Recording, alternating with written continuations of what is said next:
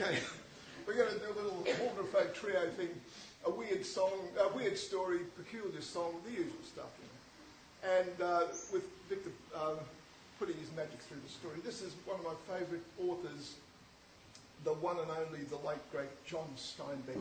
It's from his small Cannery Row. If you've never read it, give yourself a treat, go and get it.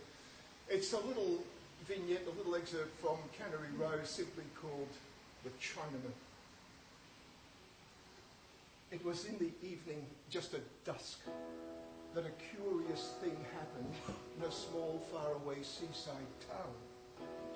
And it happened in that time between the sunset and the lighting of the streetlight.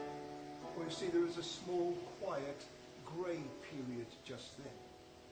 And down the hill and over the small footbridge there came an old Chinaman. He wore an ancient flat straw hat, canvas coat and trousers, and very heavy shoes, of which one sole was so loose that it slapped the ground as he walked. His old face was lean and brown and corded, like very thick string. He carried in his hand a covered wicker basket. His old eyes were brown, and even the whites were brown, and the eyes were so deep set that they looked out of holes. He came by just at dusk. He crossed over the street and the little beach, and no one saw him again until the dawn. But in the dawn, during that time when the street light has been turned off and the daylight has not yet come, the old Chinaman crept out again from among the piles. Now his wicker basket was heavy and wet and drooping low, and his loose sole flapped along the ground. He went up the hill, and he entered through a gate in a high board fence, and no one saw him again until the evening. Now the people who were sleeping, they awakened for just that moment. It had been happening for years, but no one ever quite got used to him. Some people thought that he was God. Very old people thought that he was death. And the young children, they thought that he was a very funny old Chinaman. As young children always think that anything that is old and strange is funny. But the children, they did not laugh at him or taunt him or shout at him as they should.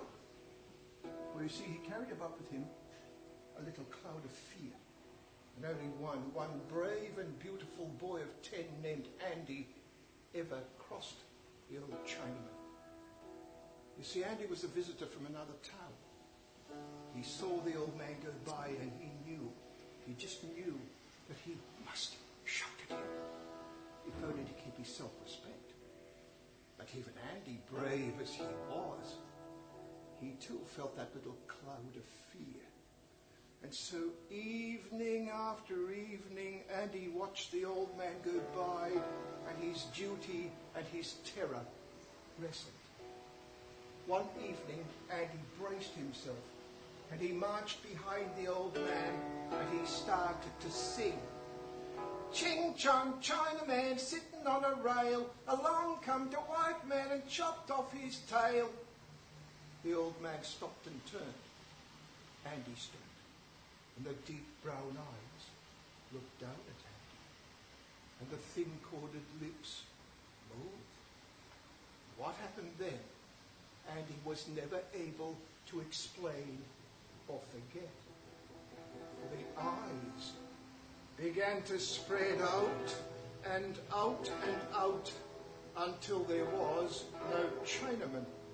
There was just this one eye, this one huge eye as big as a church door. And when Andy looked through the shiny, transparent door, he saw a stark, lonely, lonely countryside, flat for miles and miles and miles, and it ended against a row of fantastic mountains that were shaped like cows' heads, like dogs' heads, like tents and mushrooms. Like none of those things are on the flat plain. There was short, coarse grass, and here and there was a little mound. And on each mound there sat a little animal, like a rat. And the desolate, cold aloneness of the landscape made Andy whimper, for you see, there was nobody at all in the whole wide world.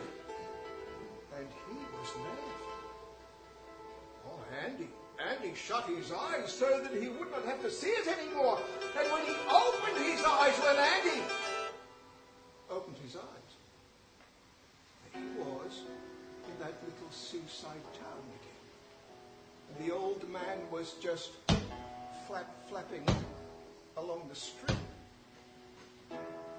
Andy was the only boy who ever did that. And he never did it again.